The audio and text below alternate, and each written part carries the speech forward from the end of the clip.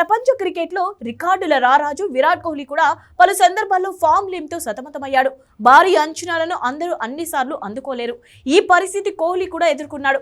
ఇలాంటి సందర్భాల్లో చాలా సార్లు పుంజుకొని సత్తా చాటిన విరాట్ కు ఈ టీ20 వరల్డ్ కప్ మాత్రం కఠిన సవాల్గానే నిలిచింది. అసలు టోర్నీ ఆరంభం నుంచి పరుగులు చేయలేక పెలవ ఫామ్ తో నిరాశపరిచాడు.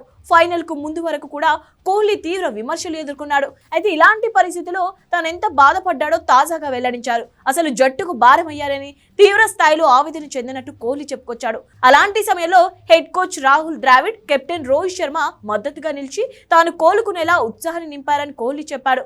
మోదీతో భేటీ సందర్భంగా కోహ్లీ ఈ వ్యాఖ్యలు చేశాడు.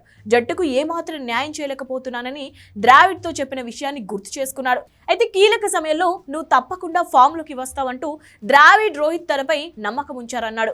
చివరికి వారి మాటలను నిజం చేస్తూ కోహ్లీ ఫైనల్లో అద్భుత ఇన్నింగ్స్ ఆడాడు.